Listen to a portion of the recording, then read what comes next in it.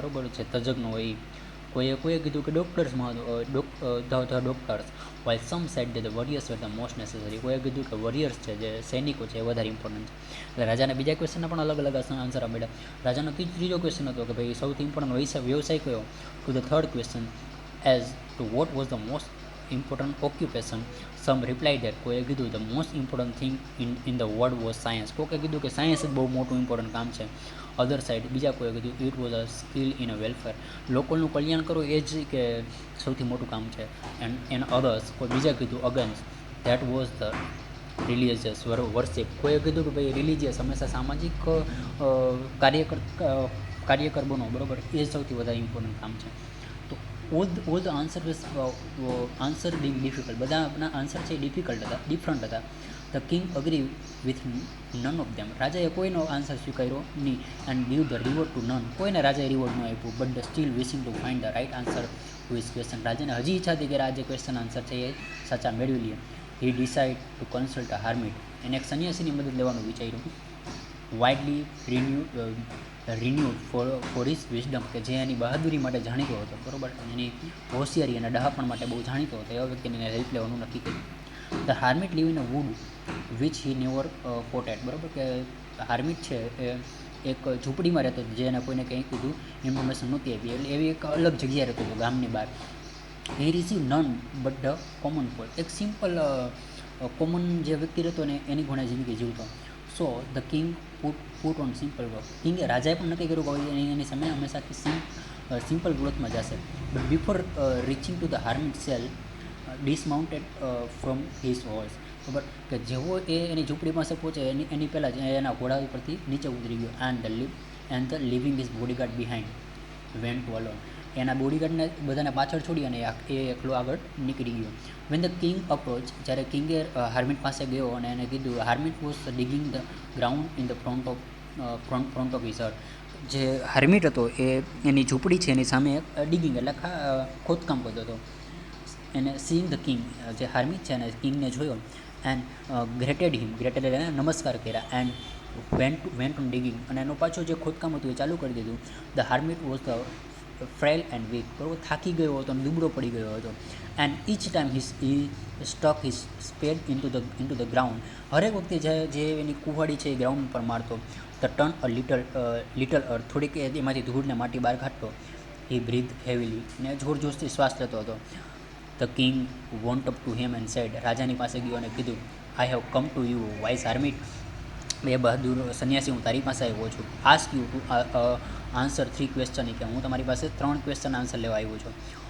How can I learn to do the right thing at the right time. કે સાચું કામ મારે સાચા સમયે શીખવું હોય તો મારે શું કરવું જોઈએ. Who are the people I most needed.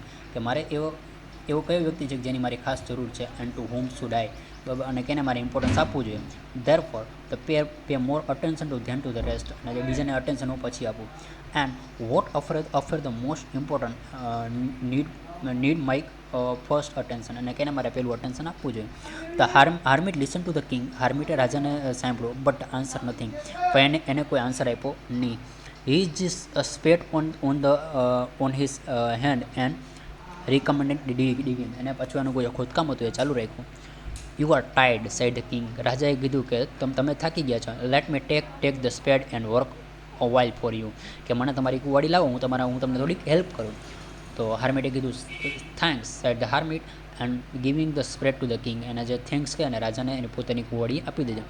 He sit down on the ground. અને એ ત્યાં આરામ કરવા માટે બેસી ગયો.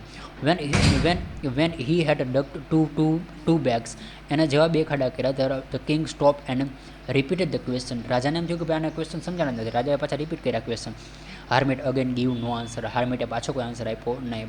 But rose stretch out his hand for a spade and said. એને રાજાના હાથમાંથી કુવાડી જેટલો ટ્રાય કરી અને કીધું, now rest a while, let me work a bit. તમે થોડોક આરામ કરો અને મને મારું થોડુંક કામ કરવા દો. But the king did not give him the spade. રાજાએ એને કુવાડી આપી નહીં અને કન્ટિન્યુ ટુ ડિગ. રાજાએ એનું ખોદકામ ચાલુ જ રાખ્યું. 1 hour પાસ, 1 કલાક થઈ ગઈ. એન્ડ ધ અનધર, એક પછી એક કલાકો પાસ થતી ગઈ. The sun began to sink behind the trees. જે સૂર્ય છે જે ટ્રીસ છે એની પાછળ એ આથમવા માંડ્યો હતો. And the king at last stuck the spade into the ground.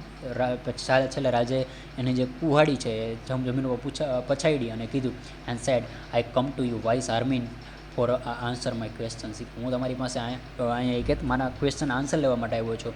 If you can give me none tell me so and I will return home. કે તમારે જો મને આન્સર ના આપી શકતા હોય તો મને કહી દો કે હું ઘરે જતો રહું. Here comes someone running, said the hermit. Let us see who is it. બરાબર કે હાર્મિટે આમ દૂર સુધી જોયું અને જોયું કે કોઈ એક વ્યક્તિ છે દોડીને આવતો હતો. તો એને કીધું રાજાને કે જોવો તો કે આ કોણ આ દોડીને આવે છે. The king turn round. King જે થોડોક પાછો વળ્યો. So beard man come running on the wood. કે જંગલમાંથી એક બિયર્ડવાળો કે દાઢીવાળો માણસ છે ત્યાંથી આવતો હતો. The man held his hand press against his stomach. બરાબર એ જે વ્યક્તિ હતો એને એના પેટ ઉપર છે હાથને દબાવી રાખ્યા હતા. And blood was floating from under them. અને એની ઉપરથી લોહી જોશથી વહેતું હતું. When he reach the king. જ્યારે કિંગની પાસે આવ્યો he felt fainting on the ground morning feebly. બરાબર એ શક્તિ વિહોણનો અનુભવ કરતો હતો. The king and hermit unfresh this man's clothing. બરાબર જે કપડા ઉપર ઘા લાગ્યો હતો એ કપડા એને દૂર કર્યા. Where was large wound in his stomach. બહુ ઊંડો ઘા એના પેટ ઉપર લાગેલો હતો. The king wash it the best he could. રાજાએ બહુ ઘણી બધી ટ્રાય કરી કે એને સાફ કરી દે. He bandaged it with his handkerchief and with the towel of the hermit's head. બરાબર રાજાએ એની પાસે જે રૂમાલ હતો અને જે હાર્મિટ હતો એનું જે ટોવેલ હતો એ બંનેથી એનો જે ઘા છે એને સાફ કરવાની ટ્રાય કરી. But the blood would not stop flowing. પણ છતાં પણ બ્લડ છે એ ફ્લો થવાનું બંધ થતું નહોતું. The king again and again remove the bandage socks with warm blood. જે ખરાબ લોહી છે રાજા એને સાફ કરીને બહાર નીકળતા હતા. જેને વેસ્ટેડ એન્ડ રીબેન્ડેડ ધ વાઉન્ડ. એ પાછા એ ઘાવને સાફ કરી અને ત્યાં પટ્ટી લગાડતા હતા. When at least the blood cease flowing. બરાબર અને છેલ્લે અંતે જે બ્લડ છે એ ફ્લોઈંગ થવાનું બંધ થઈ ગયું. The man revived and ask something to drink. બરાબર એ માણસ થોડોક ભાનમાં આવ્યો અને રાજા પાસે એને પાણી માંગ્યું. The king brought fresh water and give it to him. રાજા એના માટે પાણી લઈ આવ્યા અને એને આપ્યું. The meanwhile the sun had set. અને એટલામાં જ છે સૂર્ય છે આથમી ગયો હતો. And it had become a cool. અને ઠંડીનું વાતાવરણ હતું એટલે કોલ્ડ વધવા માંડી હતી. Okay so the king with the હાર્મિટની મદદથી એટલે કે જે સન્યાસી એની મદદથી carry the વાઉન્ડેડ main into the hut. The king was so tired and laid him on the bed.